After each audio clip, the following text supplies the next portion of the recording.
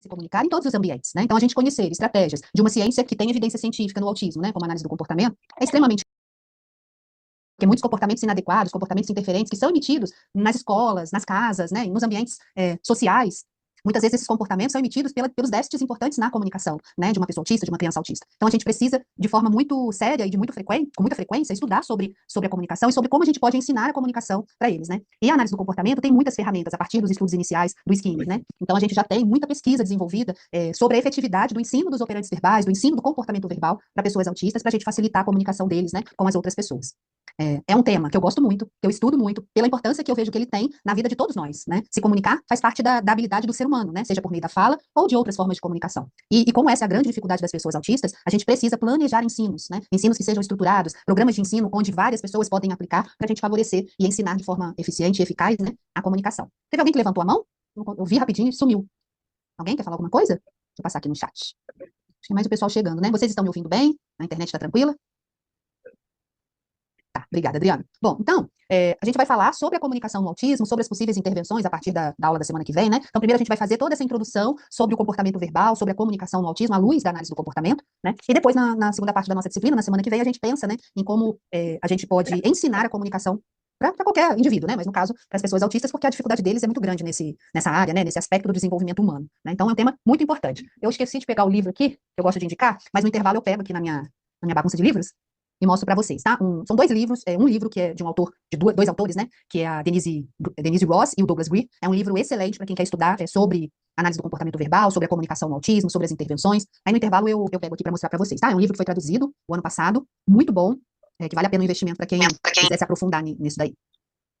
Tá, a Maria tá viajando, então tá com a internet instável. Tá bom, Maria. Também, de qualquer forma, tá gravado, né? Se perdeu alguma coisa, depois vocês revejam a aula, né? Até porque quem ainda não teve contato, né, com a análise do comportamento verbal, eu vou trazer para vocês nomenclaturas, nomes, né, e nomenclaturas que são próprias da análise do comportamento. E para quem está estudando sobre a aba, inevitavelmente a gente tem que entrar em contato com essa nomenclatura, né, com esse behaviorês aí, e aos poucos ir conhecendo, e se adequando, e se adaptando, né, e se acostumando com esses temas que são esses assuntos e essa nomenclatura que é próprio da aba, né? E que é importante vocês conhecerem, porque se vocês pegarem um artigo que fale sobre comunicação e que seja da análise do comportamento, provavelmente esse artigo vai trazer o nome dos operantes verbais, vai falar sobre o comportamento verbal, sobre a perspectiva e sobre o viés da aba, né? Então, para quem ainda não teve esse primeiro contato, vocês vão estranhar, vocês vão se confundir, né? E isso é normal, porque é um processo de aprendizagem, né? Vocês vão ter outras disciplinas falando sobre o mesmo assunto, né? Sobre o ensino dos operantes verbais, né? Então, para quem ainda não teve esse primeiro contato, não fiquem preocupados, assim, né, de não conseguir apreender tudo aquilo que eu falar, porque isso vai se repetir em outras disciplinas e também porque a aula fica gravada e aí vale a pena, né, rever, pegar o livro ou procurar algum artigo que fale sobre o mesmo tema, tá? Eu gosto de falar isso, por quê? Porque quando a gente começa a estudar análise de comportamento, às vezes a gente assusta um pouco, né? Nossa, é difícil, não vou aprender, né, tá complicado e tal, mas não se apavorem, não desistam, porque com o tempo a gente vai acostumando, né, com essa nomenclatura que é da análise do comportamento. Então, deixa eu colocar aqui os slides, pra gente avançar aqui na nossa aula.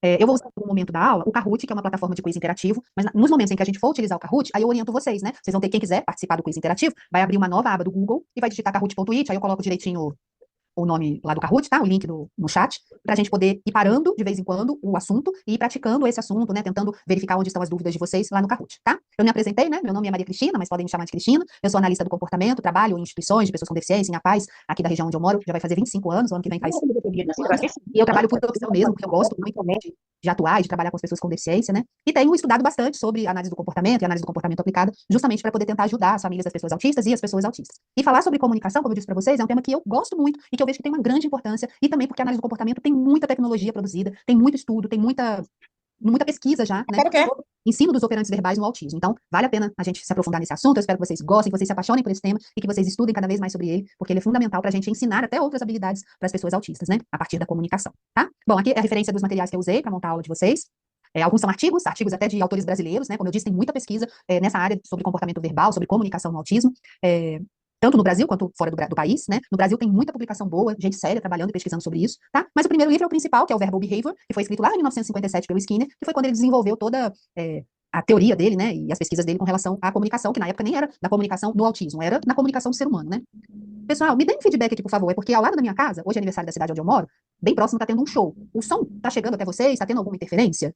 Não, profe, tá tranquilo. Que bom. Ontem eu fiz alguns testes, que ontem também teve show aqui, né? Que tá desde sexta-feira barulho aqui. Eu fiz alguns testes e aí, de fato, o meu fone conseguiu isolar o barulho. Mas se tiver alguma coisa que atrapalhe vocês, não vou conseguir fazer muita coisa, mas pelo menos me sinalizem, tá? Então, o Verbal Behavior é o principal livro, a gente tem ele traduzido em português, então vale a pena também. Dá uma olhada nele. E esse segundo aí é do Greer e da Ross, que é a análise do comportamento verbal, que eu coloquei aí o título em inglês, mas a gente já tem em português. Aí no intervalo eu mostro pra vocês, tá? E aí tem vários livros em português também e artigos que vão falar sobre esse assunto, tá? Bom, mas primeiro vamos fazer uma diferenciação entre esses termos, entre essa nomenclatura que é muito comum da gente utilizar no nosso dia a dia, né, nas nossas conversas, nos nossos relatórios, na descrição dos nossos objetivos, estando dentro da escola ou da clínica, em qualquer local, né, ou área de trabalho nossa.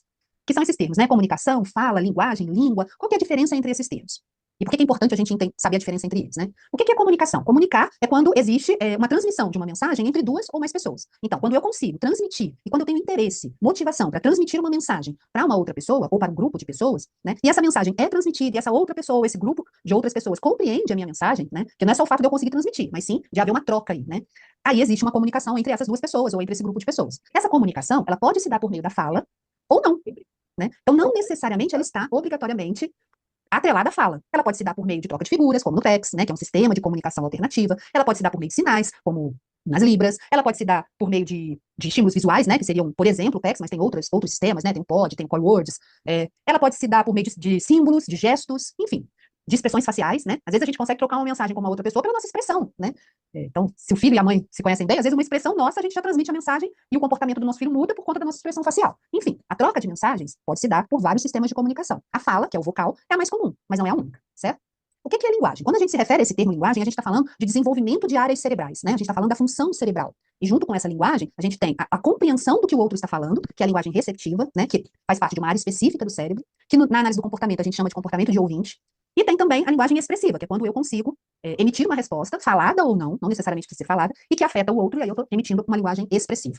Então, quando a gente está se referindo à linguagem, a gente está falando sobre maturidade, sobre um bom funcionamento dessas regiões cerebrais, né, relacionadas com o desenvolvimento da linguagem, e por meio dessa linguagem, tanto receptiva e expressiva, a gente se comunica, a gente troca mensagens com o interlocutor. E isso se dá por meio de elementos gráficos, de elementos orais, né, por vários símbolos, né? Então, placas de trânsito, pela dança, pela música, pela expressão facial, corporal. E aí nós temos vários tipos de linguagens diferentes que podem fazer com que a gente consiga ou não se comunicar com o outro. No autismo, a gente vê lá, né, que o primeiro critério diagnóstico é déficit persistente na comunicação social. Mas por que esse déficit na comunicação é tão presente e tão impactante no TEA? Por causa de uma alteração nessas áreas cerebrais, normalmente, né, que são responsáveis pela linguagem. Por essa maturidade, essa maturação neuronal ali dessas duas áreas. E o que é língua? A língua são códigos que foram criados por uma determinada cultura e que fazem, né, com que a gente tenha línguas diferentes em países diferentes, a brasileira, ou a língua brasileira de sinais, que é usada pela comunidade surda no Brasil, né, língua inglesa, enfim. A língua, então, são códigos que foram desenvolvidos numa determinada cultura e que são passados de geração em geração, né, e que vai mantendo com que essas pessoas, fazendo com que essas pessoas se comuniquem, né. Agora, se eu tenho uma língua diferente do meu interlocutor, eu vou conseguir trocar mensagens com ele? Eu vou conseguir me comunicar com ele? Pode ser que não, né? Então, não necessariamente o fato de eu conseguir falar, no caso, ter uma língua, né, no caso, uma língua falada, vocal, isso garante com que eu consiga me comunicar, porque depende de onde eu estou, da comunidade em que eu estou inserida, né? Mesma coisa, se eu estou numa comunidade de surdos e eu não entendo Libras, por mais que as pessoas ali saibam Libras, se eu não souber, eu não vou conseguir trocar mensagens com essas pessoas. Então, eles usam um tipo de língua que é diferente da que eu uso, né? Que não é Libras. Então, da mesma maneira, essa comunicação entre os parceiros ali fica prejudicada, né? E o que é a fala? A fala, na verdade, é um ato motor, que é produzida pela produção mesmo de sons, que são resultado dos órgãos fonoarticulatórios, né? Então, para a fala, eu preciso ter um bom desenvolvimento das áreas cerebrais lá, responsáveis pela linguagem, eu tenho que ter um bom desenvolvimento dos órgãos fonoarticulatórios, né? Língua, bochecha, palato mole, palato duro, dentes, enfim, eu tenho que ter um bom funcionamento disso, e aí sim, quando a gente se refere a esta habilidade aí, a gente está se referindo a uma profissão específica, né, que é o fonoaudiólogo, que é o profissional que mais estuda sobre isso, que mais atua e que tem expertise para atuar no trabalho aqui, né, oral, intraoral, e que vai ser responsável pela produção desses sons e pela produção dessa fala. Mas a gente vai ver que, como existem diferenças entre comunicação, linguagem e fala, no nosso aluno autista, às vezes ele é até vocal, às vezes ele fala, digamos, tem várias estereotipias vocais, várias ecolalias, então produção de sons, ele tem, né? Ele não tem tantos prejuízos na parte responsável pela fala, né, que seria dos órgãos articulatórios, mas ele tem déficits importantes na comunicação, déficits importantes na linguagem expressiva e receptiva. E aí, nessas áreas, quando existem esses déficits, né, que vão além da produção de sons e da fala, aí todos os profissionais têm que saber identificar, têm que saber trabalhar, têm que saber ensinar, né? Porque aí não precisa ser um trabalho só do fonoaudiólogo. E por que eu falo isso? Porque a análise do comportamento vai ter estratégias que todos podem aplicar, né? Que vai dar ferramentas, mesmo para quem não é fonoaudiólogo, para identificar e avaliar quais são os operantes verbais, como é a comunicação desse aprendiz, e, a partir da identificação dos déficits, a gente vai ter ferramentas para poder ensinar essa comunicação e ensinar essa linguagem para eles, né? Mas quando a gente está se referindo à produção de sons e de fala, aí realmente é um trabalho, né? Ainda mais se for por conta da questão mesmo fonoarticulatória, de músculos, né, de força muscular e desenvolvimento de estudo, aí é um trabalho específico deles, né? Mas no autismo, todas essas áreas estão afetadas, né? E aí, quando a gente então está falando desse assunto, né, de comunicação, linguagem, fala, a gente tem que ter cuidado com frases que muitas vezes a gente escuta de profissionais, ou que mesmo nós falamos, e que muitas vezes atrapalham o desenvolvimento, atrapalham o diagnóstico do aprendiz, né? Atrasam o diagnóstico. Então, meu filho não fala. Quando uma mãe fala isso pra gente, né? Ela provavelmente está se referindo à produção de sons mesmo, de fala, de uma troca de mensagens por meio da fala. Que é diferente de quando a gente avalia essa criança, e muitas vezes ele não fala, ele não produz sons, mas ele consegue se comunicar. Como? Por gestos, por expressões, né, pelo apontar, por algum gesto que ele faça que você entenda o que ele quer ou o que ele não quer. Então ele se comunica, mas ele não fala. E aí sim precisa avaliar o porquê não produz sons. Pode ser que ele tenha uma apraxia da fala, pode ser que ele tenha alterações nesses órgãos fonoarticulatórios, e aí é um trabalho realmente do fonoaudiólogo. Que é diferente, então, de meu filho não se comunica. Porque aí a gente, além de não existir a presença da fala, não existe ou isso é muito deficitário, na troca de mensagens com o interlocutor. E aí aquela criança que não consegue, muitas vezes, mostrar para o outro, né, o que quer, o que não quer, ou se comunicar mesmo, né, participar de uma interação entre pares com outras crianças, de uma brincadeira, de uma atividade em sala de aula, né. Então, é um déficit muito mais importante, muito mais amplo do que a ausência da fala, né. E é uma frase muito comum que ela é não verbal, ou ele é não verbal. Nas abordagens linguísticas, quando as pessoas falam ela é não verbal, normalmente o que a gente quer dizer com isso? Não estou falando da aba, estou falando do geral, ou no senso comum, ou em outras abordagens linguísticas. Alguém saberia me dizer? Quando a gente fala isso, né, ou coloca isso nos nossos relatórios. Ah, ele é não verbal, ela é não verbal. O que quer dizer isso? O que as pessoas estão querendo dizer quando elas falam isso? Que essas crianças não fazem o contato com a oralidade, a partir da oralidade. Isso. Então, que aí, normalmente, obrigada, Lúcia, normalmente é isso. Ah, a gente quer dizer que ela não fala, que ela não se comunica, ou seja, que ela não troca mensagens por meio da fala, certo? Por que eu friso bem isso? Porque vocês vão ver que na análise do comportamento, a forma como a gente se refere a essa pessoa que não fala é outra. É uma outra linguagem, né? E diferencia na hora que a gente for ler um livro ou um artigo que é baseado na análise do comportamento. Ou na hora, se você resolve realmente trabalhar com análise do comportamento, você escreve lá um relatório para um outro profissional da análise do comportamento, e aí a forma como a gente vai descrever essa pessoa que não emite sons, que não fala, que não tem a oralidade, como a Lúcia falou, é de uma outra maneira, tá? Mas a gente vai chegar lá. Não vou me atropelar, não. Mas são frases comuns, tá? Pessoas com TEA podem ou não apresentar déficits importantes na linguagem. Então, no nível 1 de suporte, eles não têm atraso na aquisição da fala, eles não têm déficits importantes na linguagem receptiva, né? Não são déficits tão importantes, eles têm, são déficits menores. Então, eles podem ou não ter déficits importantes na linguagem, no desenvolvimento lá daquelas áreas cerebrais e dessa possibilidade, né, de eu compreender o que o outro está dizendo e de eu me fazer entender. Mas todos, né, sem exceção, têm déficits na comunicação, né? Ou seja, eles têm dificuldades em trocar mensagens com o interlocutor, mesmo tendo a fala presente, porque não tem nível de suporte, isso não acontece, eles não têm ausência da vocalização, da oralidade, né? E mesmo não tendo déficits tão importantes na linguagem. Mas ainda assim, eles têm déficits nessa habilidade de trocar mensagens com o interlocutor, né? De iniciar uma conversa, de saber como encerrar uma conversa, de saber como interromper alguém, de conseguir perceber as nuances da comunicação que vão além da fala, né? Então, de perceber os nossos gestos, de perceber as expressões faciais no outro, de perceber os gestos deles nesta comunicação. Então, nessa troca de mensagens, né? Então, todos os autistas, mesmo aqueles que têm um alto repertório, às vezes eles têm até um repertório bem rebuscado, né? De fala, falam com palavras difíceis, usam expressões, né? Muito detalhadas. E aí a gente vê, nossa, ele, né, fala super bem. Mas se a gente for perceber e olhar a comunicação deles, eles têm déficits muito importantes nessa troca de mensagens com o interlocutor. Então, percebam que apesar de fazerem parte, né? Fala, linguagem, comunicação, delas fazerem parte, né? Desse comportamento que é tão amplo e tão simbólico, né, que é a comunicação, que é a troca de mensagens, são coisas separadas, são habilidades distintas, e que no autismo, uma pode estar mais afetada que a outra. Então, eu saber identificar isso, eu saber avaliar isso, eu saber diferenciar isso, vai fazer toda a diferença na qualidade do meu ensino, né, nos objetivos que depois, se eu avalio bem, que depois eu penso em ensinar para o meu aprendiz, estando eu na escola, na clínica, na minha casa, se eu for um familiar, né? Então, saber a diferença entre isso, para depois a gente conseguir identificar aonde estão os maiores déficits, faz diferença na nossa prática profissional.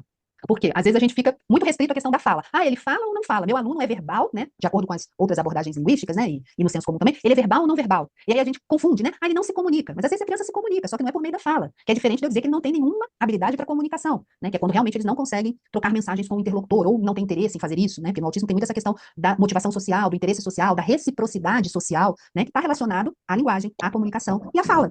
Né? Então, e pode ser que no autismo uma habilidade esteja afetada e outras não, ou que todas estejam afetadas. Mas a comunicação, ela sempre está afetada no TEA, por isso que é o primeiro critério diagnóstico lá do DSM-5, tá? Essas duas áreas azuis aí são as áreas responsáveis pela linguagem, já que nós vimos que linguagem receptiva e expressiva está diretamente relacionado com maturidade neurológica, né, com desenvolvimento e também com bom funcionamento dessas áreas. E no autismo, essas áreas e outras estão comprometidas, né, não anatomicamente, mas no funcionamento ali dos neurônios, das sinapses e tal. Por isso eles têm déficits importantes na linguagem, podem ter ou não, e na comunicação. Então, mais para trás aqui, do lado direito, a gente tem a área responsável pela linguagem receptiva, que é a área sensorial de Wernicke, né, a área de Wernicke, que é responsável pela gente conseguir compreender o que o outro está dizendo, né? Discriminar esses estímulos auditivos. E quando eu consigo compreender, eu consigo me comunicar com o outro. Agora, quando a minha dificuldade na linguagem receptiva, na compreensão das instruções, né, do que o outro está dizendo, do que o outro está perguntando, do que o outro está pedindo, se eu tenho dificuldades nisso, isso afeta a minha troca de mensagens com o interlocutor, com a outra pessoa, né? E mais para frente, essa área menorzinha aqui do lado esquerdo, a gente tem a área motora da fala, que é responsável. Deixa eu só fechar o microfone aqui. Que é responsável pela área motora da fala, da produção mesmo dos sons por meio dos órgãos fonoarticulatórios, né? No autismo, essas duas áreas podem estar afetadas, ou uma mais afetada que a outra, né? Então, por isso que avaliar, gente, saber avaliar, a gente não ficar só preso à questão da fala, se ele fala ou não fala. Isso é relevante? É, porque a nossa principal forma de se comunicar é por meio da fala, mas vai muito além disso, né? Então a gente precisa aprender mais sobre isso para poder avaliar e depois pensar em intervenção. E aqui, se vocês observarem, existem outras áreas importantes que também estão afetadas no autismo, né? E que se a gente, às vezes, trabalha uma outra área que está próxima, a gente acaba ajudando no desenvolvimento da comunicação, ajudando no desenvolvimento da fala, né? Que a falar é um ato motor. Então, se vocês observarem, a área motora da fala, que é essa azulzinha aqui, ela está muito próxima ao córtex motor primário, ou seja, que é responsável pelos movimentos do corpo. Então, quando eu tenho um aprendiz, né, que eu observo que ele tem hipotonia no corpo, que ele tem um tronco mais hipotônico, que ele tem dificuldade para sentar, né, que ele tem dificuldade na escrita, se for um aluninho já que já está usando lápis, caderno e tal. Se eu, e que tem dificuldades na produção da fala, eu tenho que trabalhar também a parte motora dele, né? Então, não sei se nessa turma tem professores de educação física, psicomotricistas. Quando esses profissionais estão realizando um trabalho, né, com as pessoas autistas ou com outros transtornos do neurodesenvolvimento motor, indiretamente, a fala também é estimulada. A área motora da fala também é estimulada, porque elas estão muito próximas uma da outra, né? E essas áreas se interligam. Né? Então, eu preciso, mesmo, né, o profissional da fala, que é o fonoaudiólogo, se ele trabalha também essa parte motora mais ampla, ele vai estar atuando e ajudando também no desenvolvimento da área motora da fala, tá? Oi, Luciane. Cristina, então, que eu tenho um aluno com TEA e ele tem apraxia da fala, né, apraxia de fala. E aí eu faço até um trabalho com ele, que eu falo, tem hora que a gente faz as coisas até intuitivo, né? Porque, então eu trabalho essa parte a- da coordenação motora fina. Então, na verdade, eu também tenho que fazer a grossa, né? Trabalhar, porque ele desenvolveu até bem, porque a letra dele, eu estou pensando aqui, porque eu nunca associei, né? A gente pensa assim, a apraxia de fala vai ser só na fala, né? Aí você falando aí agora, eu falei, nossa, então eu vou precisar estar trabalhando com ele essa parte da motora grossa, né?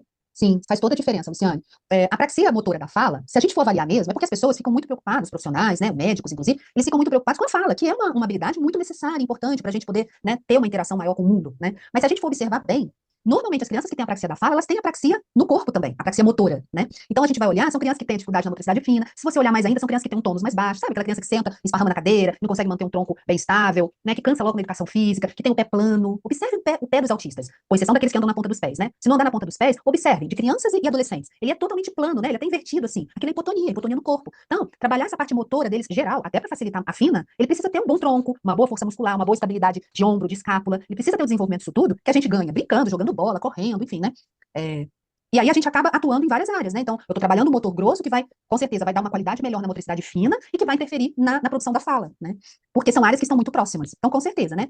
Pega e trabalha também o motor grosso, né? Por meio de brincadeiras, de jogos, de circuitos, né? Que isso, com certeza, vai ajudar, não só na aquisição ou no desenvolvimento de sons para ele ou para ela, né? Como na sua parte mesmo de motricidade fina, né? Porque sem esse arcabouço do motor grosso, a gente não ganha o motor fino, dificilmente ganha.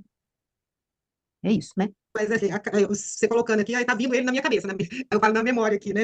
Até vendo ele andar. Aí ele tem dificuldade, por exemplo, visomotora, que aí a professora sempre coloca, né? Mas é engraçado porque eu nunca associei, sabe, as duas coisas. Tem o diagnóstico da apraxia de fala, mas você não pensa na outra, né? E a gente vê como que a gente é um todo, né? É um todo, é verdade. É A gente verdade, é um exatamente. assim, agora mesmo, eu tô lembrando aqui, o dia que ele foi conversar com a pessoa, ele andando, daí a pouco tá lá ele no chão, porque ele não consegue fazer as duas coisas. É. Muito legal, né? Sim, porque são áreas realmente muito afetadas, né, cerebral mesmo neles, né? E é exatamente o que esse slide aqui fala, né? Quando a gente está se referindo à linguagem receptiva e expressiva, quando a gente está falando do ato motor da fala, né, que é a área motora de Broca lá na frente, existem outras áreas que estão próximas ali, que quando a gente estimula, a gente acaba estimulando a linguagem, né? A linguagem expressiva e receptiva. Então, a área visual, a área auditiva, né, que fica ali, ó, a área auditiva, ela tá nessa área aqui, ó, né? Então, você tem o córtex da área de Wernicke, e logo, aí vocês têm as visuais aqui atrás, no lobo occipital, né? E aqui a gente já tem, ó, bem próximo, que é vermelhinho, o córtex primário da audição. Então, vejam que as áreas estão muito próximas. Então, quando eu estou me referindo à comunicação, à linguagem e à aquisição da fala, quando eu estimulo essas outras áreas, né, por meio de atividades, de estímulos, né, gerais, eu acabo influenciando no desenvolvimento dessa linguagem, desse meu aprendiz. E no autismo é exatamente isso que a Luciane falou. A gente entender que ele é um todo, que aquele indivíduo é um todo. E que nesse todo de uma pessoa autista, ele tem déficits importantes em praticamente todas as áreas do desenvolvimento de um ser humano. E é por isso que é tão complexo trabalhar com o autista, né? E por isso que é tão necessário a gente ter essa visão ampla. E a análise do comportamento nos dá isso, né? Porque a gente tem ferramentas para avaliar e para trabalhar com eles que vão além da nossa prática profissional, né? Então a gente sai daquele lugar de que, eu sou professor de educação física, então vou trabalhar só o motor. Mas não existe isso, porque quando você está ali interagindo, você trabalhando no motor com o seu aluno, né? Você está se comunicando com ele, você pode ensinar ele formas diferentes de se comunicar, você pode ajudar ele a fazer um pedido, né? Você está desenvolvendo o social dele, porque ele está interagindo com você, está se comunicando com você, está interagindo com os amiguinhos. Então, você não está só trabalhando no motor, você está desenvolvendo diversas áreas do desenvolvimento dessa pessoa, né? E no desenvolvimento típico, todas essas áreas, elas estão equilibradas, né? Se a gente pegar o desenvolvimento típico, né, a área social caminha junto com a área motora, que caminha junto com a área cognitiva, que caminha junto com a área da linguagem. No desenvolvimento atípico, né, neurodivergente, ocorre um desequilíbrio entre a aquisição. Então, se a gente olhar na deficiência intelectual, né, o que define a deficiência intelectual? São déficits acadêmicos importantes, déficits na comunicação, né?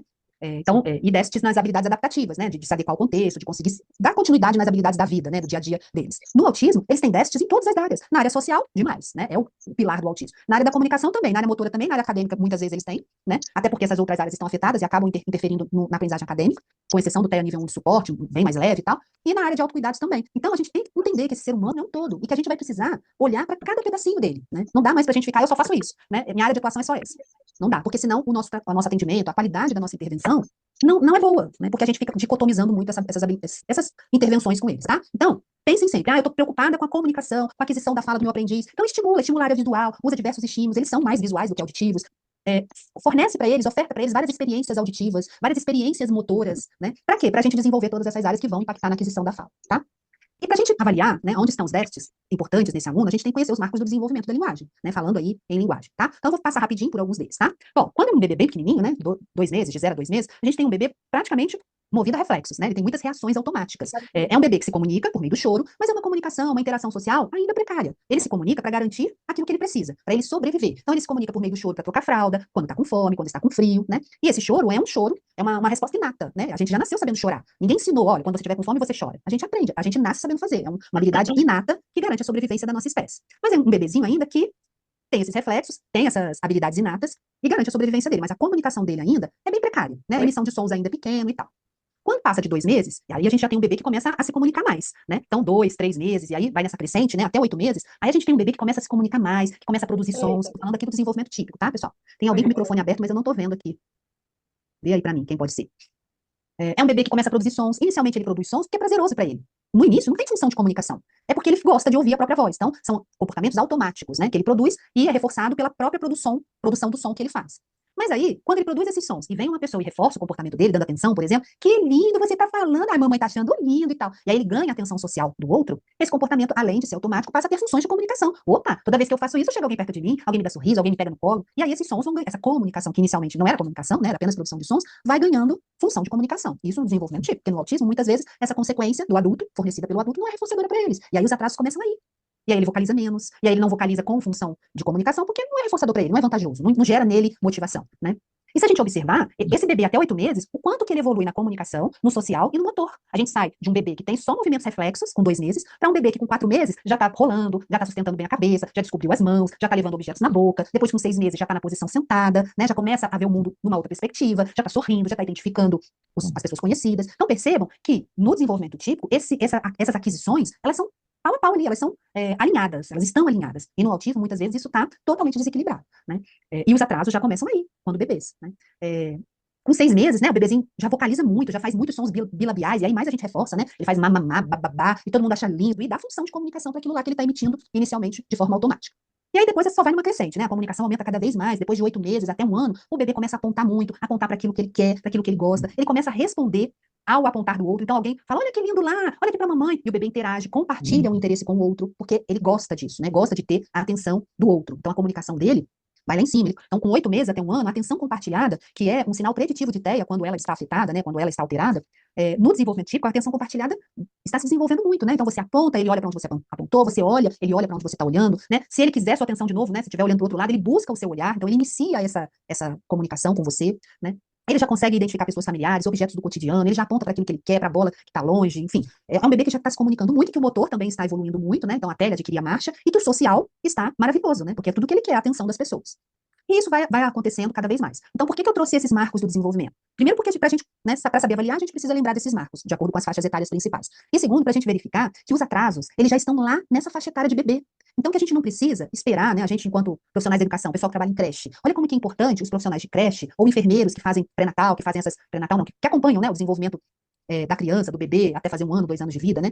Tem programas que acompanham os bebês e tal. Como que é importante a gente conseguir identificar esses sinais precoces de autismo, não para dar um diagnóstico, mas para a gente propor uma intervenção, para falar para a mãe, ó, estimula o contato visual, aponta mais para ele ver as coisas, dá um jeito dele olhar para onde você está apontando, deixa os objetos que você já viu que ele gosta, deixa fora do alcance dele, para ver se ele aponta. Então, ou para você ajudar ele a apontar. Então, quando a gente identifica esses sinais de déficits na comunicação, lá bem antes da poda neuronal, bem antes de 1 ano e meio, a gente tem um desenvolvimento muito melhor, né? Então, especialmente quem trabalha, não sei se nessa turma tem, né? Quem está nessa linha de frente, na educação infantil e em creches, conhecer os marcos do desenvolvimento é muito importante, né? Então, com 12 a 18 meses, aí o vocabulário se expande, a fala se expande, né? É um bebê que aprende vocabulário todos os dias, e que, além disso, ele usa outras fontes para se comunicar, né? Outros tipos de linguagem, além da falada. Então, ele usa gestos, expressões faciais, ele já compreende as nossas expressões faciais, ele entende o não, o sim, né? A cara de bravo quando ele faz alguma coisa errada e a mamãe chama atenção, ele entende a entonação da voz, né, do adulto quando está chamando atenção ou quando está gostando, então ele compreende essas nuances da comunicação e da linguagem, né? E assim vai avançando nos 2 anos, depois nos 3 anos e tal. Só que, em geral, quando que as crianças realmente têm uma intervenção por conta de um diagnóstico? Quando não tem a fala.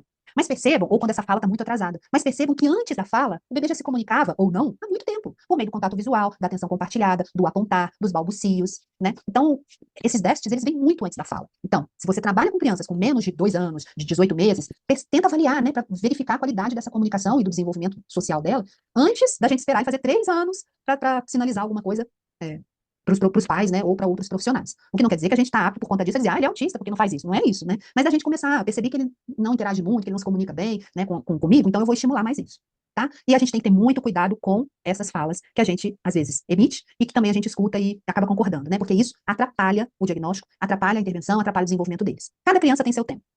Isso é comum, mas é errado. Não é que cada criança tem seu tempo. É lógico que a gente tem ali uma faixa dentro da tipicidade, dentro da, mil aspas, né, normalidade, dentro do esperado, que são os marcos do desenvolvimento. Então, uns vão adquirir esse marco mais cedo e outros um pouco mais tarde, mas elas estão dentro dessa faixa do esperado. Quando sai disso, não dá pra gente falar que cada criança tem seu tempo. Então, isso atrasa muito, atrapalha muito a intervenção.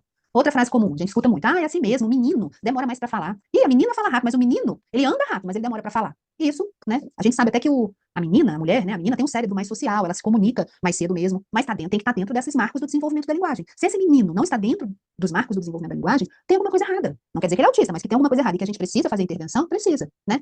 Depois de 2 anos ele fala. Só que nós vimos lá nos marcos do desenvolvimento que com 1 ano, a criança já se comunica bastante, né? Ela já emite palavras, sentenças pequenas, para pedir, para chamar, né? Para dizer não, para recusar, para nomear objetos, mesmo que ainda não seja com toda a emissão dos fonemas, né? Com a palavra certinha, mas ela se comunica muito bem, inclusive por meio da fala. Então, não é depois de 2 anos, de 3 anos, né?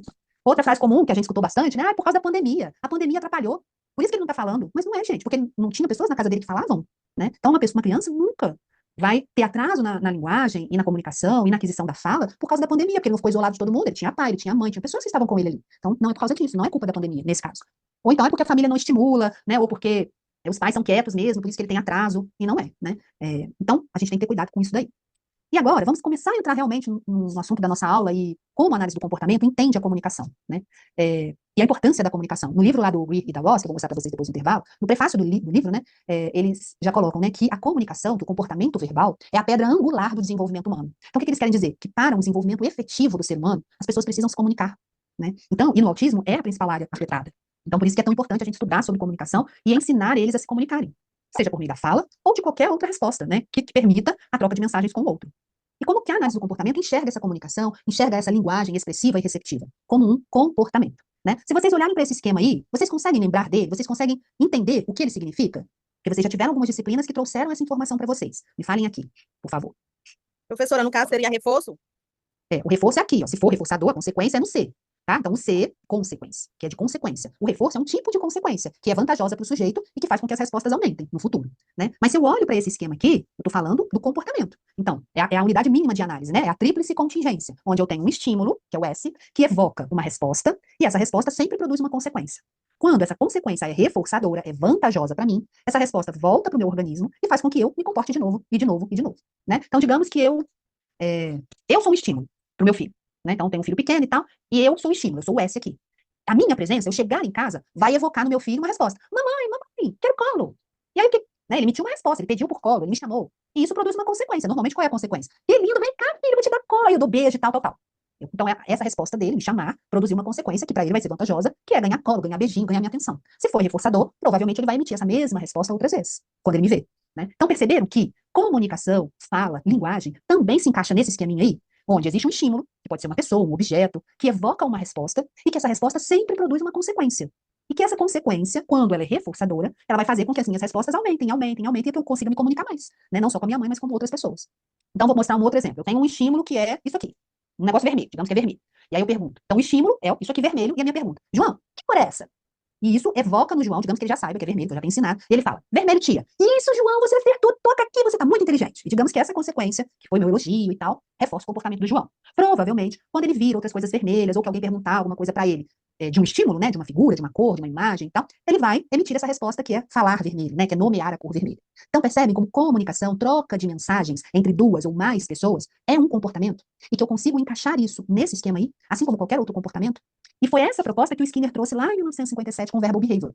E que na época foi um escândalo. Por quê? Porque até então, as abordagens linguísticas e da psicologia da época consideravam a comunicação e a linguagem como uma habilidade inata, que dependia apenas do desenvolvimento das áreas cerebrais. Então, num dado momento do desenvolvimento daquela pessoa, do desenvolvimento cerebral, ela adquiria a fala saía de dentro para fora, né, como num passe de mágicas. E o Skinner vem com o verbal behavior e fala, não, a comunicação, a fala, a linguagem é um comportamento, assim como qualquer outro comportamento operante, onde existe um estímulo, ou vários estímulos, que evocam uma resposta e que produz uma consequência. Então, quando um estímulo, né, alguém chega e fala para se eu falar para Darlete, fala o nome da Darlete aqui porque eu tô vendo o nome dela, e eu falo, oi, Darlete. Então, eu sou o estímulo antecedente, eu sou o S, né, e eu falo oi para ela. Isso provavelmente vai evocar uma resposta na Darlete. Ela vai me dar um tchau, ela vai fazer assim, ou ela vai dizer oi. E o fato dela me dar atenção, fazendo assim pra mim, mandando um beijo e tal, isso produz uma consequência reforçadora que vai fazer com que da próxima vez que eu encontrar com a Darlete, eu diga oi pra ela de novo, eu cumprimente ela de novo. Então percebem como comunicação é um comportamento, pela perspectiva da análise do comportamento, e se é um comportamento operante, que é esse comportamento aí que eu tô mostrando pra vocês, ele é um comportamento aprendido, a partir das interações que eu tenho com o mundo físico e com o mundo social. E que se é um comportamento aprendido, a gente pode ensinar. E lembrando que comunicação não é somente fala, certo? Pode ensinar. Porque às vezes não dá mesmo para a gente ensinar por meio da fala, mas dá para a gente ensinar por meio de outros sistemas de comunicação, tá? Então foi essa visão da análise do comportamento que trouxe essa mudança, né, na forma como a gente ensina a comunicação para as pessoas autistas. A Elizabeth levantou a mão? Professora, é tão real. Esses dias eu estou atendendo uma criança autista e o estímulo que eu faço para que ela evoque uma resposta para mim foi através dessa comunicação, né? Quando eu falo para ele, quando ele acerta uma atividade, eu falo para ele, isso, Heitor, parabéns. E faço até um joinha e desenho uma carinha feliz no dedinho dele, polegar. Aí eu falo para ele, faz legal, faz. Aí ele faz para mim, levanta o dedinho lá com a carinha. Aí quando eu esqueço e não falo, isso, Heitor, aí ele fala para mim, tia, isso, Heitor, parabéns. Ele mesmo reforça isso aí. Sim. Então eu não posso esquecer disso aí. E eu vendo a aula, eu tô vendo ele assim, totalmente no meu cérebro, sabe? Eu estou vendo ele aqui na minha frente. Então, eu tô feliz de saber que a gente pode continuar reforçando, que é por aí mesmo que há o processo de ensino-aprendizagem. Reforço e estímulo sempre. É o Sempre. skinny mesmo, não tem como, né? Com certeza. Isso que a Elizabeth está falando, né, que traz de novo nesse esqueminha aqui, exatamente isso, gente. Se a resposta que foi emitida foi uma resposta socialmente relevante, né, então, ao invés de chorar, gritar, se bater, ele emitiu uma resposta adequada, né, então ele pediu colo, ele levantou o bracinho, ele não fala, mas ele levantou o bracinho, você compreendeu aquilo e deu colo para ele, né, ou ele não falou certinho a palavra lá que você pediu, mas ele, né, emitiu sons similares, ou ele, né, você pediu para ele identificar o vermelho, e aí ele foi lá e olhou para o vermelho, né, foi uma resposta de identificação. Quando são respostas esperadas, socialmente relevantes, adequadas, né, a gente nem usa mais esse termo, mas é para ficar mais claro para vocês, o adequado, esta resposta tem que produzir consequências reforçadoras. Para quê? Para que ele emita de novo e amplie o repertório dele de se comunicar. Então, a gente não pode esquecer de reforçar essas respostas. É lógico que depois a gente vai espaçando, né? Por que espaçando? Porque na nossa vida verdadeira, real, ninguém fica o tempo inteiro, né? Parabéns, toca aqui e tal. Mas no começo, quando eles estão aprendendo, quando a gente quer ampliar o repertório deles, a consequência reforçadora, e que aí é muito individual para cada um, ela precisa existir, né? E no autismo mais ainda, porque muitas vezes eles não são sensíveis aos reforçadores naturais, né? Então, assim, uma criança com desenvolvimento típico, por que ela brinca? Porque brincar é legal, porque brincar, a própria atividade de brincar é reforçadora. Mas às vezes para os autistas, não é. Né? E por outro lado, para eles, às vezes, correr, a gente olha, é uma estereotipia, mas aquilo ali é reforçador para ele, porque a sensação produzida no corpo dele está sendo vantajosa, está sendo prazerosa, né? Então, a gente não pode esquecer mesmo disso, que a Elizabeth falou, né, das consequências reforçadoras. Para quê? Para a gente ampliar o repertório de comunicação deles, né? O Greer e a Royce, então, falam, né, que o comportamento verbal, que a comunicação é a pedra angular do desenvolvimento de qualquer um de nós. O comportamento verbal é a manifestação mais relevante da nossa espécie. É o comportamento mais relevante do comportamento humano. Só que os autistas têm déficits na comunicação. Mas quando a gente entende que essa comunicação, né, que essa troca de mensagens pode se dar de outras maneiras que não necessariamente ou exclusivamente pela fala. E que se comunicar, que linguagem expressiva e receptiva são comportamentos e que eu posso ensinar isso para eles, desde que eu tenha um planejamento disso. Gente, isso é maravilhoso. E isso é extremamente urgente, né? Às vezes eu tenho muito essa pergunta assim, né? Cristina, o que eu faço com o meu aluno? Eu não sei o que eu ensino para ele primeiro, ou o paciente, né? O que eu ensino para o meu paciente primeiro? Aí eu já pergunto, como é a comunicação dele? Ele consegue compreender o que você diz, né? O que você pede? Ele consegue dizer o que ele precisa, o que ele quer? E não, nossa, eu não me comunico, ele não se comunica, ele não entende o que eu falo. Então é por aí que você vai começar. Por quê? Porque é a manifestação mais relevante da nossa espécie, né? E aí eu dou sempre esse exemplo. Imagine a gente, no Japão, precisando de água, com fome, com vontade de ir ao banheiro, e ninguém entender a gente. E você não entender o que eles estão falando. Vocês imaginam que desespero que deve ser? Eu fico me imaginando uma situação dessa, eu acho que eu entraria em pânico, eu emitiria vários comportamentos inadequados, eu ia gritar, eu ia puxar a pessoa, eu ia empurrar a pessoa, não sei, eu ia, né? Porque imagina, ou você com fome, ou com vontade de ir ao banheiro, ou com sede. Muitas vezes é o que acontece com os nossos autistas, porque eles não conseguem compreender, de fato, todas aquelas instruções que a gente dá, tudo aquilo que acontece na escola ou numa clínica, e eles também não conseguem se fazer entender. Então, se comunicar é um objetivo prioritário. De qual profissional? De todos. Porque esse aluno, esse seu filho, esse seu paciente, ele precisa se comunicar com você, com a família dele, com o pessoal da clínica. Então é de todos, né? Não é de uma profissão só. Diferente de quando eu preciso trabalhar lá a praxia da fala, aí o pessoal da fonoaudiologia, né? O tônus e tal, tal. Mas comunicação, trocar mensagens, ensinar a se comunicar, reforçar as tentativas de comunicação, mesmo que elas não sejam faladas, todos precisamos saber fazer isso, né? Para poder garantir que esse aluno faz parte da sala de aula, faz parte da aula de educação física, faz parte do recreio, faz parte do parquinho lá do bairro dele, faz parte da casa dele. Porque se ele estiver ali, mas ninguém entende ele não entende ninguém, ele não faz parte, né? Então é muito sério isso, é muito sério mesmo, né? Todo o desenvolvimento do ser humano veio por meio da comunicação. Então, o desenvolvimento da política, das ciências, dos direitos da mulher, da religião, tudo que nós aprendemos e que foram passados de geração em geração, até o dia de hoje, tudo isso foi possível por meio da comunicação, né? Por meio desse desenvolvimento da língua, né? Desde as pinturas rupestres até o dia de hoje. Então, a gente fornecer, ensinar. A coisa mais primária que um ser humano tem, que é se comunicar, é urgente. E normalmente, quando isso acontece, que eles conseguem se comunicar melhor, os comportamentos inadequados, sabe, diminuem. Porque muitos estão diretamente relacionados com a comunicação, tá? O comportamento nosso, ele é selecionado em 3 níveis, né? O nível filogenético, ontogenético e cultural. O filogenético são os reflexos, é o desenvolvimento da gente enquanto espécie. E vários comportamentos nossos são selecionados para garantir a sobrevivência da nossa espécie. E são esses comportamentos reflexos. Chorar é um deles, né? Chorar, enquanto bebê, garante a sobrevivência da nossa espécie. E por isso a gente já nasce sabendo chorar. Nesses comportamentos aí, não tem como a gente atuar, né? No caso dos comportamentos reflexos, que são os respondentes. Mas no ontogenético, que é o individual, né? Que diz respeito à história individual de cada um, ao repertório comportamental de cada um. Nesse eu posso atuar, porque diz respeito aos comportamentos operantes, aqueles que eu mostrei lá para vocês, onde sempre tem um estímulo que evoca uma resposta e que produz uma consequência. Quando essas consequências são reforçadoras, eu aprendo aquele comportamento, eu aprendo aquela resposta. E essa resposta vai construindo quem eu sou, né? Que aí vão se juntando várias respostas e criam o nosso repertório comportamental. Então, se eu avaliei individualmente lá aquele meu aluno, aquele meu paciente, e eu vi que ele tem déficits específicos na comunicação, na linguagem receptiva, na linguagem expressiva, eu preciso criar condições e consequências reforçadoras que são específicas para ele aprender a se comunicar melhor. E quando a gente está falando em comunicação e comportamento verbal, a gente também está falando desse comportamento que é selecionado a nível cultural, que é de uma sociedade, né? De uma comunidade. Então, sempre que eu me referir à comunicação, eu estou falando também da comunidade. Essa comunidade precisa aprender a se comunicar com a pessoa autista.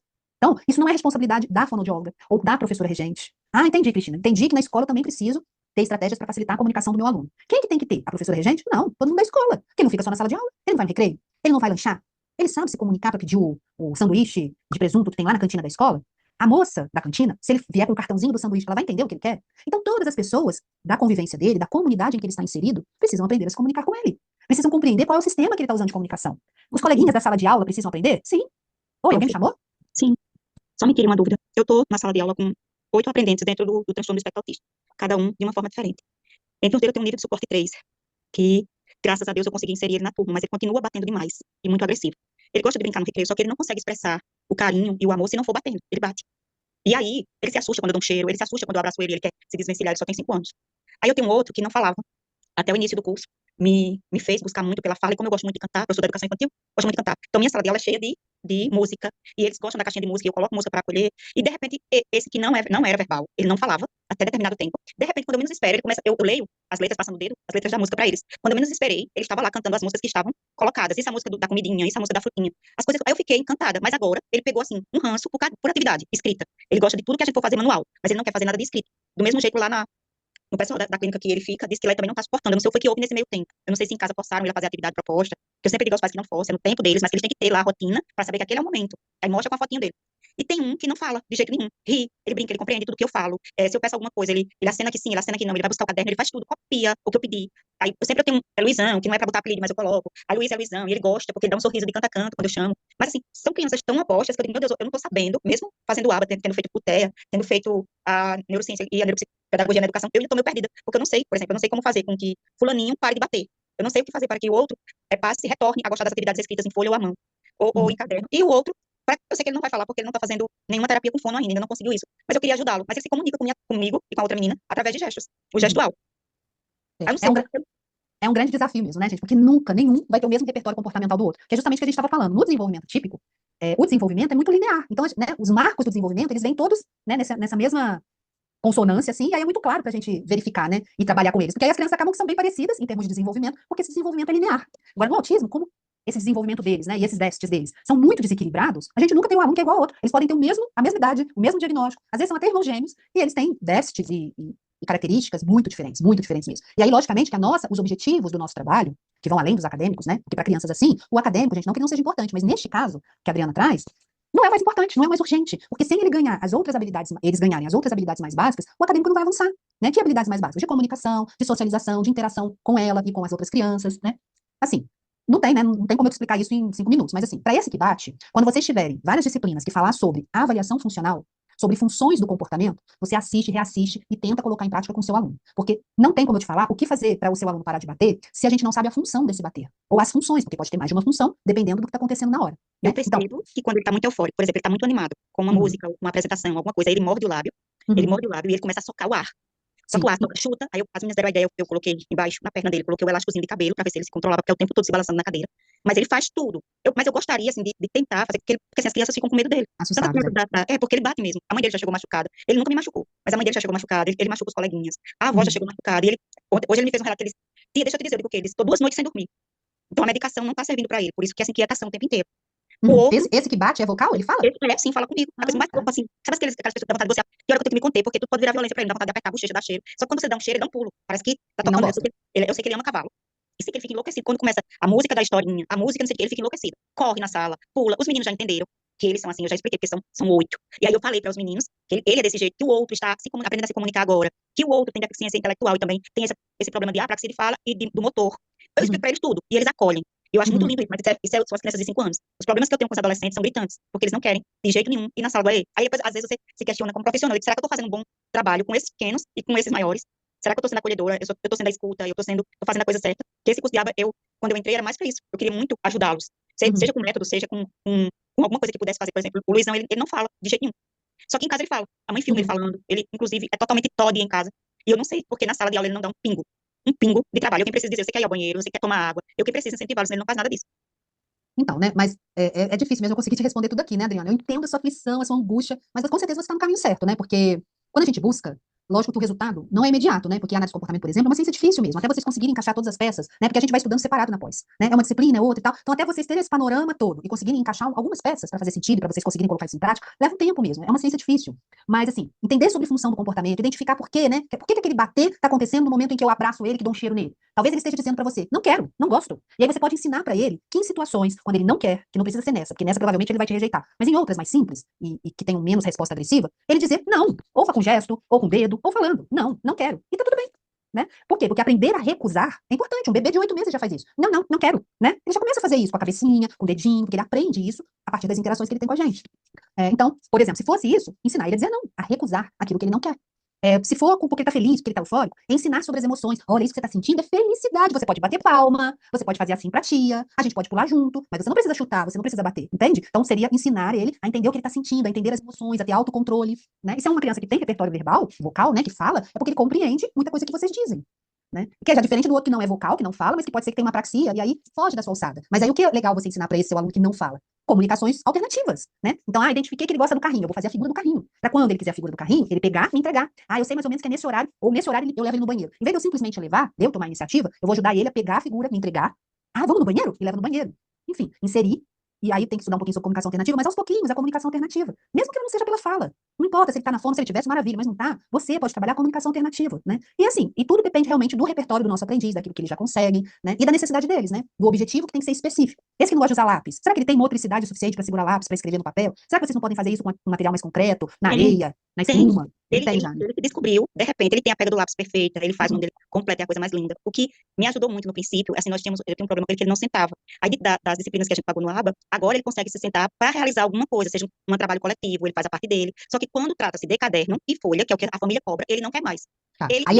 Eu acredito que ele já descobriu a leitura. Por quê? Porque quando eu for cantar as músicas, ele já vai lá com o dedinho em frente, em cima de algumas palavras. Só que ele não gosta de livros. Ele gosta da história que eu vou contar, ele gosta da minha entonação de voz, ele gosta da musiquinha do começo, do final, da poesia do final, ele gosta de tudo, ele até repete agora. Ele não falava com a gente de jeito nenhum e não sentava. Aí de tantos professores explicarem, começa com 3 segundos, vai aumentando um pouquinho, ele agora consegue, até na hora do jogo. Só que ele ainda quer apontar para o jogo. Aí eu digo, não, fale o nome.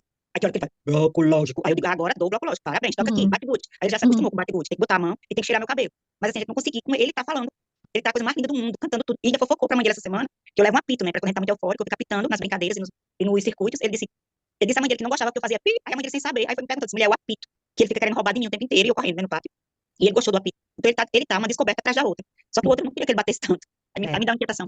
Mas procura sobre avaliação funcional, né? Porque dependendo da função, a estratégia é uma. Agora, para esse que não quer usar caderno, tenta reforçar os comportamentos. Então, digamos que ele fez uma letrinha só. E aí, contingente a fazer uma letrinha, que você pode até ajudar inicialmente, fisicamente e tal, você reforça o comportamento, né? Tem uma estratégia legal, que é a economia de fichas, que não dá tempo de eu falar aqui, né? Mas produza consequências reforçadoras para a mínima resposta que ele emitir com relação ao uso do caderno, ao uso da escrita, né? Então, fulano, ó, então hoje a gente vai ouvir a historinha, mas primeiro fazer uma letrinha, depois um pedaço da historinha. Hoje a tia vai colocar uma música, mas vai ser depois que todo mundo fizer essa atividade aqui no caderno. Mesmo que os outros não façam atividade igual a dele, mas aí você vai, uma letrinha, uma palavra, uma sílaba, você pode aumentar, né? Uma letra, depois uma sílaba, depois uma palavra inteira, e aí um pedacinho da música, entendeu? Igual vocês fizeram para ensinar o comportamento de sentar, pode ser o comportamento de escrever, né? Porque assim, às vezes é chato, às vezes não é reforçador, às vezes o custo da resposta para eu sentar, para eu escrever, é muito alto. Então eu prefiro não fazer, eu escolho não fazer. Mas quando a gente planeja consequências reforçadoras, pro mínimo de resposta inicialmente, então igual foi, 3 segundos, 5 segundos, 10 segundos, 15 segundos, 1 minuto para ele ficar sentado, também pode ser pro comportamento de escrever. Só que vocês têm que produzir a consequência reforçadora, que no caso você já identificou o que é, historinha, música, tal, tal, tal. Então, pode fazer isso também, em casa tem que fazer também, aí você treina os pais, né? Mas é isso. É muito difícil mesmo, gente.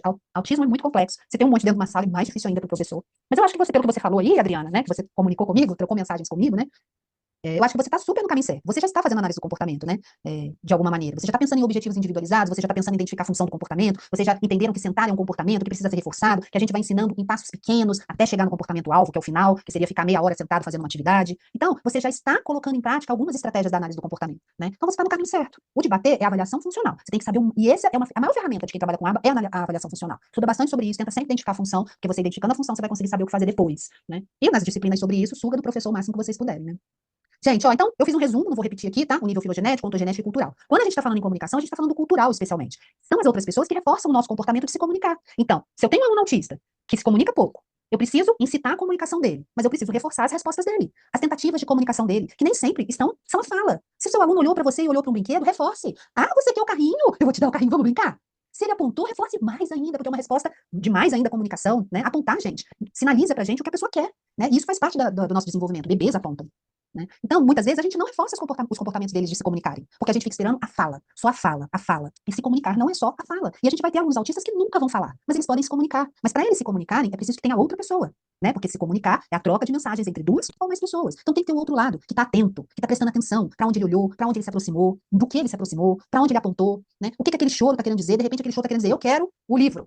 Né? Aí tudo bem, você não precisa entregar o livro mediante ao choro, mas você pode dar um modelo, digamos que ele fale, que ele repita. O que você quer? Livro? Diz livro? Fez entrega o livro? Que lindo esse livro, cara, que legal, vamos ver junto, né? Enfim, a gente tem que estar atento, a gente tem que ser ambiente, né? Tem que ser estímulo para que eles queiram se comunicar, né? Então, vale ressaltar que comportamento verbal, que a comunicação, não necessariamente é fala. Existem outros sistemas de comunicação alternativa, por meio de sinais, de troca de figuras, como o PEX, né? Que é um método de comunicação alternativa, e outros, né? E que se o seu aluno, com 2 anos, com 3 anos, com 5 anos, com 10 anos, não importa, quanto mais cedo, melhor, né? Ele não fala. Insere a comunicação alternativa, gente. Insere. Começa com uma figura, com 2 figuras, depois vai ampliando. Mas insere. Porque é melhor do que a gente ficar esperando, e essa pessoa não consegue se comunicar, emite comportamentos inadequados, porque não sabe dizer nem não, não sabe recusar. E aí ele bate, e aí ele empurra, né? E muitas vezes esse empurrar, muitas vezes, né? Em algumas circunstâncias, aí só avaliando mesmo, fazendo avaliação funcional, esse empurrar tem função de dizer não, não quero, não gosto, né? Então é importante a gente ensinar isso pra ele, nem que seja por meio de figuras, tá? Deixa eu só ver o horário aqui. Pessoal, se vocês estiverem com dúvidas, vocês podem colocar aqui no chat, eu abri aqui, que às vezes eu não consigo olhar assim. A Sueli está perguntando se é permitido por lei 8 autistas na mesma sala de aula. Eu não sei isso, Sueli.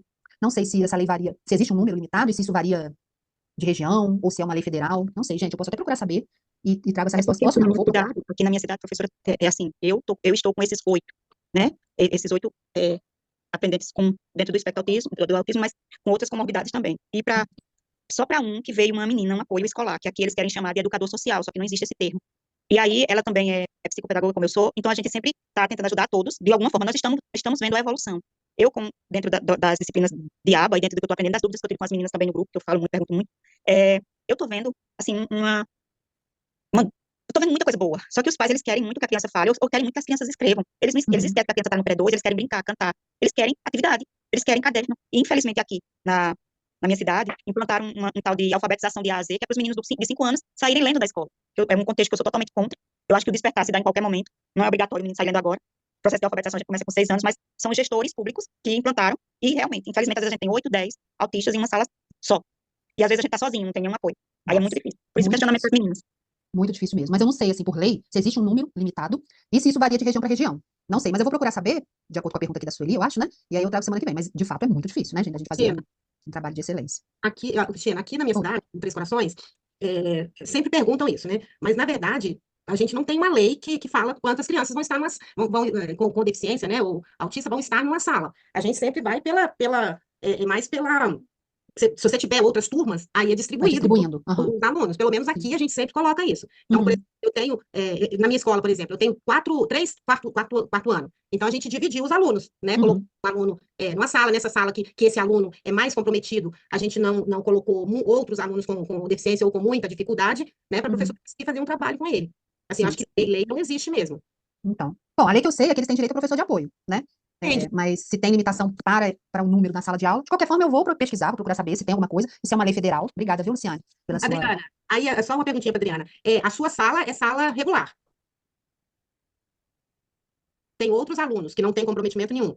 Sim, pela manhã eu sou professora da educação infantil, crianças de 5 anos, pré-2, que nós chamamos aqui, e à tarde eu estou na sala de AEE com os adolescentes de 12 até 15 anos, do sexto ao nono ano. Não é fácil não, gente. Às vezes com um já é difícil. Não é? Às vezes eu tô atendendo um, eu já fico cansada, eu falo, meu Deus do céu, é Eu muita tenho, energia. eu tenho um que eu falo assim, que eu saio cognitivamente falando o pó. É Porque, sim, é muito difícil. Eu acho que os professores imagina, fazem milagre. e Eu aí eu sempre fico falo pensando, isso. imagina então uma sala regular, onde você tem 8, é muita É coisa, muito. Eu falo para as né? professoras da paz que eu trabalho, eu falo, vocês são fantásticas, vocês fazem milagre, porque é tudo tão difícil, tão difícil. E ainda assim, com todas as dificuldades, a gente vê avanços nas crianças, né? Lógico que eles poderiam ter mais avanços se a gente tivesse um sistema educacional, de apoio e tal, mais efetivo, mas ainda assim os professores são fantásticos. Por isso que eu acho que levar isso, né? O conhecimento da análise do comportamento, sobre avaliação funcional, sobre comunicação, sobre ensino da comunicação, sobre manejo de comportamento inadequado, levar isso para dentro das escolas, que é onde as crianças realmente vivem, né? Porque não é na clínica. Isso é fantástico, isso é maravilhoso, isso é necessário, né? E os professores precisam divulgar isso, né? E ampliar isso cada vez mais para os colegas, né? Porque vocês Sábado, realmente fazem milagre. sábado o professor Luiz Paulo, porque também do Grupo Rema, ele fez como um grande aulão. Ele falou sobre tudo do atendimento educacional especializado, tudo sobre TEA, tudo sobre... E eu procuro sempre nos sábados, eu tenho aula no sábado que eu fujo da regra e estou em matemática, estudando matemática como, como uma das graduações, mas assim, eu acho que ele tem uma capacidade, assim como você, de explicar as coisas com uma calmaria que eu não consigo, eu vejo que tem as coisas difíceis, como o comportamento que eu quero entender, que é esse comportamento, o que eu vou fazer agora, que é dessa questão dessa avaliação funcional desse menino, que ele me inquieta, porque eu quero chegar perto e ele não deixa, mas eu vou chegar, e assim, eu estou sempre estudando, mas que não tem sido fácil, porque apesar que trabalhar com crianças menores é muito mais fácil do que os adolescentes. Os adolescentes, eles têm muita resistência. Resistência à medicação, porque tem as comorbidades. Resistência a comparecer ao atendimento no horário oposto. E hoje, infelizmente, aqui na minha cidade, eu vejo que os filhos, infelizmente, os filhos, por conta de suas... Eu não gosto da palavra deficiência, mas por conta eles estão levando o pai no bolso. O pai Uhum. não tem mais, não controla mais. Aí isso me inquieta, porque é papel do senhor, pai, trazer ele. Mas aí, se ele quiser vir, se ele não quiser vir, ele não vai. Peraí, gente. Peraí que eu fiz alguma besteira aqui nos slides. Hoje em dia... Vocês estão vendo a tela aqui?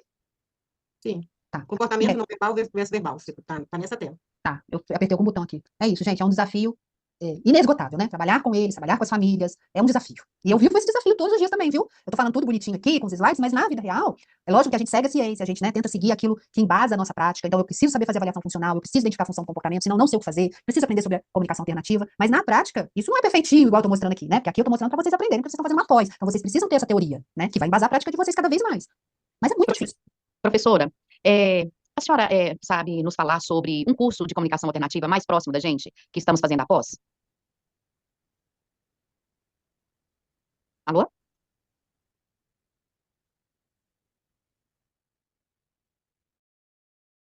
Chama o não verbal e o verbal diferente do que no senso comum e nas outras abordagens. O Skinner, ele começa o livro dele, o Verbo Behavior, com essa frase aí: os homens agem sobre o mundo, modificam-no e, por sua vez, são modificados pelas consequências de sua ação. Quando Skinner escreveu isso daí, essa frase, descreve o comportamento operante, aquele esqueminha que nós vimos lá, um estímulo que evoca uma resposta que produz uma consequência. Então ele estava dizendo assim, ó, olha, comunicação, fala, linguagem, é um comportamento, como qualquer outro. Só que é um comportamento que precisa da participação de uma outra pessoa. E aí ele foi explicar qual era a visão dele sobre o comportamento verbal. Né? Mas é um comportamento operante, é um comportamento que a gente aprende a partir das interações que a gente tem no mundo e das consequências reforçadoras que são produzidas e que vão fazendo com que essa resposta seja aprendida, ela aumente na nossa história de vida. E aí, então, a gente tem a produção de uma ação. Então, a resposta, que é aquele Rzinho lá, né, é uma ação, é o que a gente faz, ou falando, ou entregando um cartão, ou fazendo um joia, ou dando um tchau, tudo isso é comunicação, vocês concordam? Então, essa ação, ela pode ser mecânica, que é quando eu ajo sobre o ambiente físico, né? Então, eu tô com sede, eu levanto da minha cadeira aqui, vou lá na geladeira, abro a geladeira, pego a água, coloco no copo e tomo a água. A minha ação, a minha resposta, foi sobre o ambiente físico. E quando eu emito essa resposta mecânica, ou seja, no ambiente físico, eu estou emitindo um comportamento não verbal. Porque eu não falei? Não. Mas porque a minha ação foi sobre o ambiente físico e não sobre pessoas. Agora, quando eu emito uma resposta, e essa resposta, vocês estão me ouvindo? Tem como eu cair? Sim. Ah, tá. Agora, quando a minha resposta, seja falada ou não, ela age primeiro sobre uma pessoa, e aí essa pessoa entende essa minha resposta e ela reforça o meu comportamento, aí eu estou emitindo um comportamento verbal.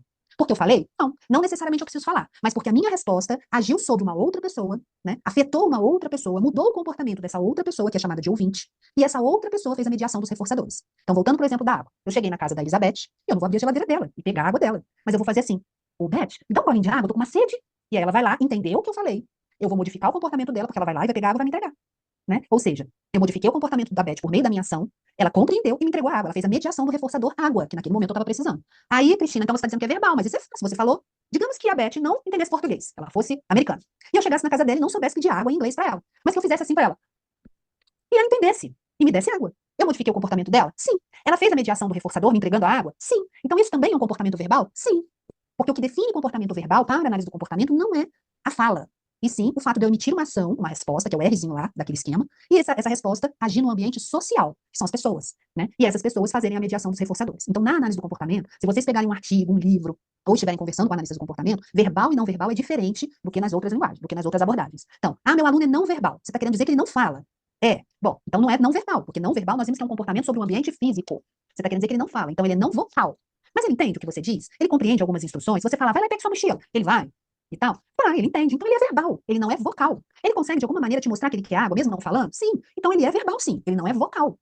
Certo? E isso, gente, é muito importante, especialmente se vocês forem ler materiais referentes à análise do comportamento, tá? Então, no comportamento não verbal, para análise do comportamento, isso não tem nada a ver com a fala. Isso tem a ver que a minha ação é sobre o ambiente físico. Não existe interação social. Então, eu peguei a água porque eu fui lá e peguei. Então, o estímulo antecedente era qual? Sede. Eu estava privada de água. E isso evocou em mim uma resposta. Abrir a geladeira e pegar água e tomar água. E produziu uma consequência reforçadora. Qual? Matar minha sede. Então, eu emiti um comportamento não verbal. Agora, quando eu peço água para Elizabeth, falando ou fazendo um gesto, ou entregando o desenho de uma garrafinha de água, e ela me dá água, eu emiti um comportamento verbal, mesmo não tendo falado. Porque o comportamento verbal é um comportamento social. É quando a minha ação afeta o outro, né? Existe uma interação social, uma comunicação entre as pessoas, tá? Então, nesse exemplo aqui, né? O senhor aí tá com sede, ele vai lá e pega um copo de água e toma água. Ele tá emitindo um comportamento o quê, gente, quando ele faz isso? Falem aí pra mim. Ele tá com sede, ele caminha até o filtro da casa dele e pega água. Ele tá emitindo uma ação mecânica, né, sobre o ambiente físico. Isso. Então, é um comportamento verbal ou não verbal? No caso, Não verbal. ele é não, porque no caso ele tá indo, né? Pegar a Tá água. indo. Mas a Certo. ação dele é mecânica, porque ele não pediu pra ninguém, ele pegou a água. É não verbal. É não verbal. Porque ele não falou? Isso, porque ele não falou. Não, porque a ação é mecânica no ambiente. Lembrem sempre disso, não tem nada a ver com a presença ou não de fala, gente. Sim. Certo? Uhum. Eu sei que é difícil porque a gente está acostumado a atrelar uma coisa a outra. Ele não falou, então é não verbal. Não é porque ele não falou, é porque a ação dele foi sobre o ambiente físico. Não tinha outra pessoa ali para ele interagir, para ele pedir. Ou ele não quis pedir. Ele quis ir lá e pegar água. A ação dele foi mecânica, foi sobre o ambiente físico, não foi sobre o ambiente social. Por isso é um comportamento não verbal. No Certo? caso, professora, se fosse com relação ao ambiente social, né? Como a senhora está colocando, ele fosse pedir ajuda, aí seria verbal, é isso? Sim, aí Ah, seria, tá. que é o próximo Entendi. exemplo. Tá. Então, quando a nossa criança está lá na sala, ou ele está lá na casa dele, e aí os brinquedos estão em cima de uma prateleira, e autista faz muito isso, e ele vai lá, pega a cadeira, sobe em cima da cadeira para pegar o brinquedo aqui. Ele está emitindo um comportamento não verbal. Porque ele não quer te pedir, porque ele não tem motivação para te pedir, porque ele não sabe como te pedir, né? Então, a ação deles é sobre o ambiente físico, é uma ação mecânica. Então, naquele momento que o nosso aluno faz isso, eles estão emitindo comportamentos não verbais, mas não porque eles não estão falando, e sim porque o comportamento é sobre o ambiente físico. É isso que define comportamento não verbal para análise do comportamento. Não tem nada a ver com ausência de fala. Agora, digamos que esse mesmo senhor, o estímulo é o mesmo, ó, ele está com sede, certo? Essa bonequinha tinha que aparecer depois. Ele tá com sede. Só que ele não pode mexer na geladeira, ou ele entrou num barzinho, né, numa lanchonete, ele não pode abrir a geladeira da lanchonete. Aí ele vai e pede, dá água, por favor. Ou quanto é a água? Me dá uma, por favor, né? E aí ele vai e recebe a água da moça. Neste caso aqui, a ação dele é sobre a mulher primeiro. Vocês concordam? É sobre o ambiente social. Então, neste caso, ele está emitindo um comportamento verbal ou não verbal? Verbal, porque houve interação social. Isso. Mas porque ele falou, digamos que ele não soubesse falar, que ele tivesse a praxia da fala, mas que ele chegasse e entregasse um desenho de uma garrafa de água, e a mulher entendesse isso, que precisa o outro entender, né? E a mulher entendesse dessa água para ele. Seria um comportamento verbal ou não verbal? Nesse exemplo. Verbal. Verbal. Porque É. houve interação social, Sim. certo? Então, não está atrelado à fala. Não é porque ele falou. Porque se ele tivesse falado e a mulher não tivesse entendido, não seria verbal. Porque para ser verbal, eu tenho que afetar o comportamento do outro e o outro fazer a mediação do reforçador. Então, se eu tô lá no Japão e quero ir ao banheiro, e eu não sei falar japonês, eu vou fazer um monte de gesto. Eu preciso de um banheiro, que eu tô apertada para ir ao banheiro. E o japonês, se ele não entender isso, não vai ter havido um episódio verbal entre nós dois. Porque para ser verbal, precisa que eu modifique o comportamento do japonês e o japonês me leve até o banheiro. Ou seja, que ele produza uma consequência reforçadora para mim, que ele faça a mediação dessa consequência, pra gente dizer que é verbal. E muitas vezes os nossos alunos, em alguns momentos, estão sendo verbais. Eles estão olhando pra gente pro brinquedo, eles estão olhando pra gente indo pro lado da porta, eles estão olhando pra gente indo pro lado da porta e mexendo na maçaneta. Pra dizer o quê pra gente? Será que é pra sair? Mas a gente não reforça. A gente não estabelece ali uma interação. A gente finge que ele não viu, a gente finge que não viu, a gente chama ele pra sentar, a gente pega no braço deles e leva pra sentar. Mas ele tá se comunicando com você, ele tá te dizendo, quero sair. Igual as crianças com desenvolvimento típico fazem. Tia, posso ir no banheiro? Tia, posso beber água? Às vezes nem quer ir dar uma volta. E a gente deixa. Mas o autista, porque não fala, a gente às vezes não deixa. E aí a gente perde a oportunidade de fortalecer, de reforçar uma resposta de comunicação que ele tá tendo ali com você. Que é muito diferente dele chegar, abrir a maçaneta e sair correndo. Às vezes ele tá te olhando pra pedir, e ele tá te pedindo, mas não é falado. Ele tá sendo verbal nessa hora? Ele tá tentando, mas na verdade ele não tá sendo, porque não tem o outro, que somos nós, que estamos fazendo a mediação do reforçador. Às vezes ele vai e te pede, de alguma maneira, falando ou não pelo brinquedo. E a gente não deixa. E a gente fala, não, agora não. Agora você tem que fazer essa tarefinha aqui, depois. E a gente deixa de reforçar a comunicação deles, que é o coração do autismo, que é a dificuldade maior deles.